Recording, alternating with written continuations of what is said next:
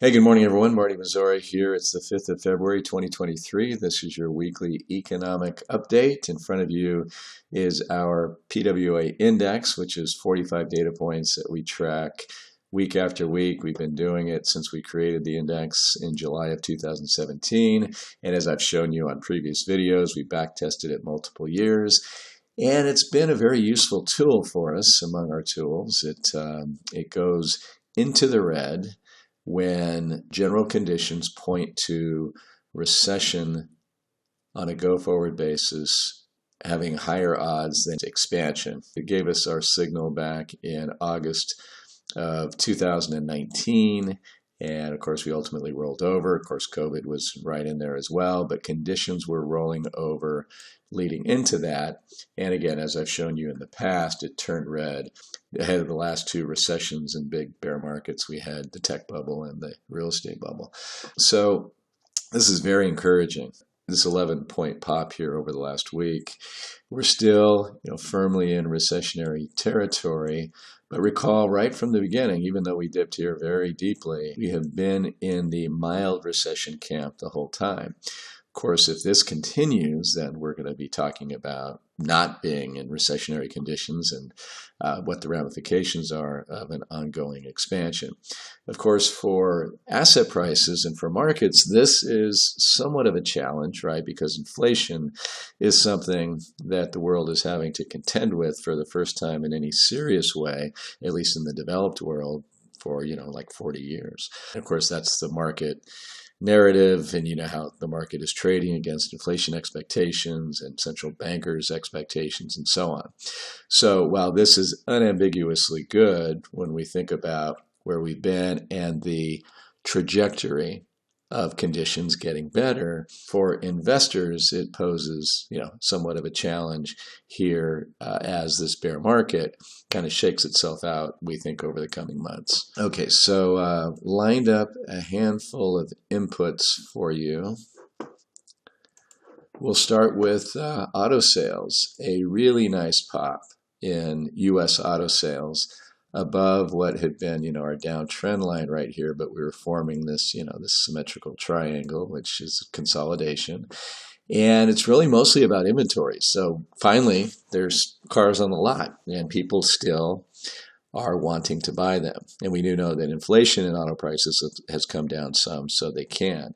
I know from personal observation here locally, some models are still seeing markups, I guess call it a scarcity markup. So that's still going on to the tune of a few $1,000s across select models and select dealerships, at least here in Central California.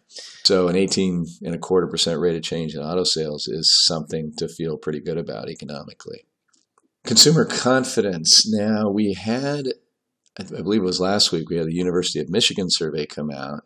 And the level of confidence is still relatively low, but when we do macro analyses, we're looking at direction and we're looking at rate of change, and that's very positive. Now, the Conference Board's survey that just came out this last week actually came back down a little bit. It wasn't huge, and when you dig into the details a little bit, on a present situations basis, it actually picked up 3.5 points month on month, but expectations going forward actually fell by 5.6 points. 1 year inflation expectations rose to 6.8% after falling by 0.5% the month before.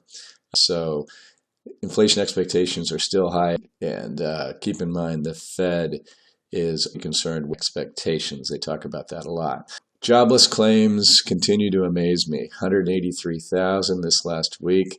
This is not a recessionary look. Typically, you see a ramp up in jobless claims, and it doesn't take long before we're in recession. And of course, we were talking about that here.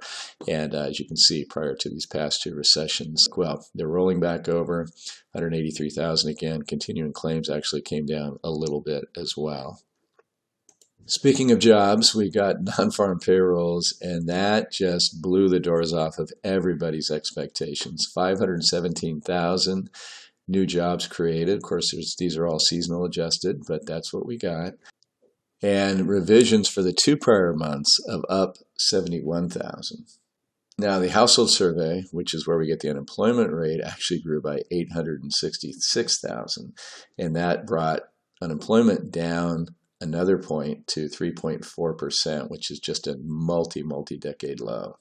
Now, apparently the household survey was actually influenced by a large population adjustment, so factor that in, I guess. But again, huge move there.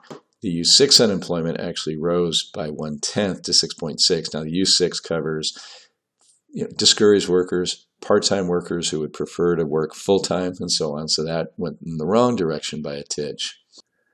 The labor force participation rate rose 0.3 to 62.4, so folks coming back into the workforce.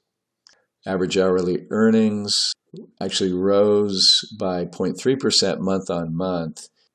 Year over year, up 4.4%, off a little bit from last month.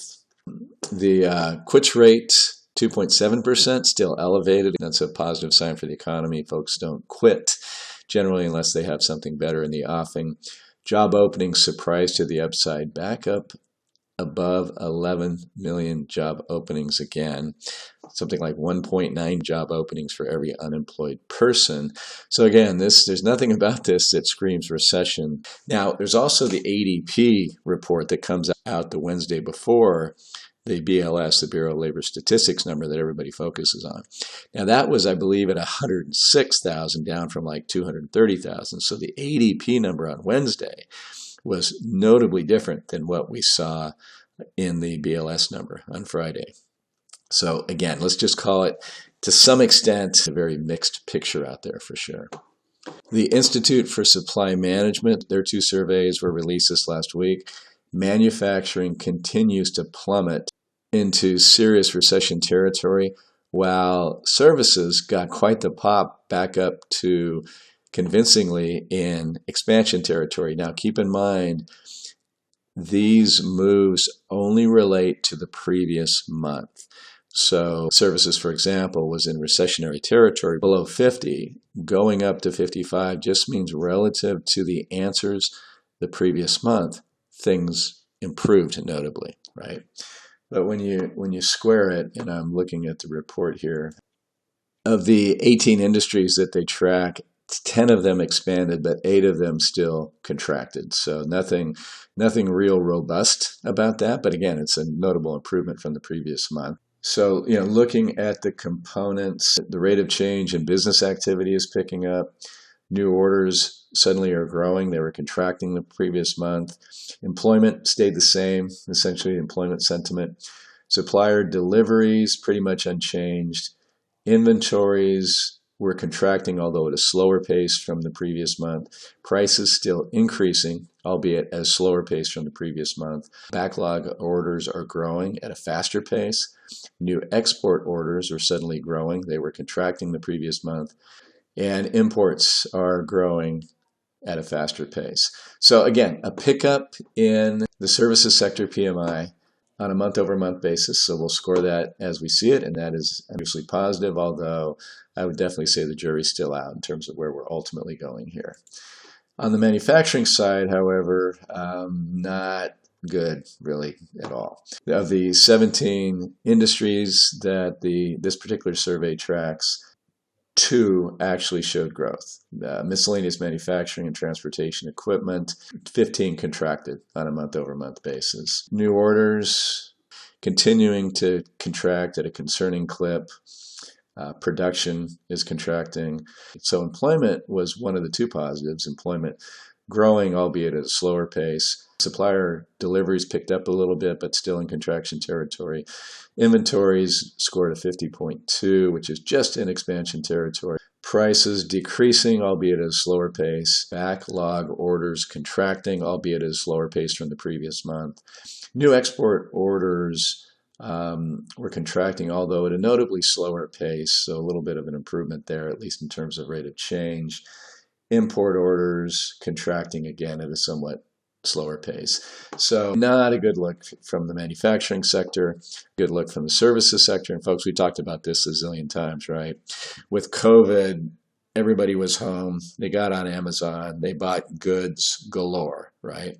Now they're buying experiences. So it would make sense that we have a severely contracting manufacturing space, recessionary for sure, while services seems to be holding up. It was in contraction territory last month, but again, improvement on a month-over-month basis. So seems like I'm using the term jury still out a lot these days, but that's precisely where we are. Now, speaking of surveys, the global PMI, so JP Morgan does PMIs across the globe, and then they aggregate it. That actually saw a nice pickup here. So that went from negative to a neutral score just below 50. And again, above 50 is expansion. So growing optimism.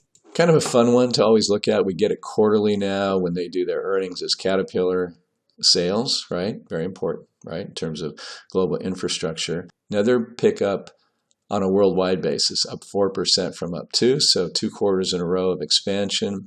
The employment cost index came out, and it rose 1% quarter on quarter. On a year-on-year basis, and the wages, salaries, benefits, and so forth, up 5.10%, which was a pickup from the prior quarter. And of course, this is uberly important, if you will, because of what it portends for inflation going forward.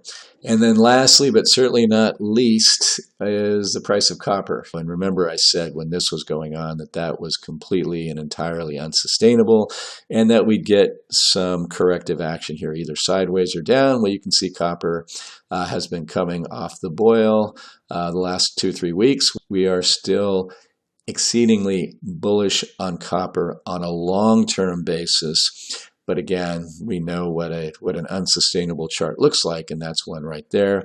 China's reopening, of course, is very bullish for the price. Doing a little maybe technical analysis here, that looks very much like a bull flag pattern, and they tend to retrace as much as half of the flagpole before they're done, but then they tend to bounce out of that and give you another rise, the length of the flagpole, and that would get us back up here to these extreme highs. Now, again, though, we have a recessionary call on here, which of course would be a headwind for copper prices. But we've got global factors, particularly China, that is going to be very supportive, we think, of the price. When you look at what's going to be happening across infrastructure spending, renewable energy spending, that sort of thing, the demand for copper is enormous relative to the ability to get it out of the ground here currently. And that has implications in terms of where we allocate, in terms of the metal itself, miners, regions of the world, and so forth. But again, folks, as you know, we are just not crazy about the near-term risk-reward setup for equities, asset prices in general. There's always pockets of opportunity, even in rough markets. But right now, we want to continue to hedge, keep some powder dry and that sort of thing, and try to mitigate what we think could be, some pain to come before the bear market in equities and other places shake themselves out. So I'm going to leave it there for the weekend. Hope you enjoy what's left of it. And thank you, as always, for watching and listening. Take care. Bye-bye.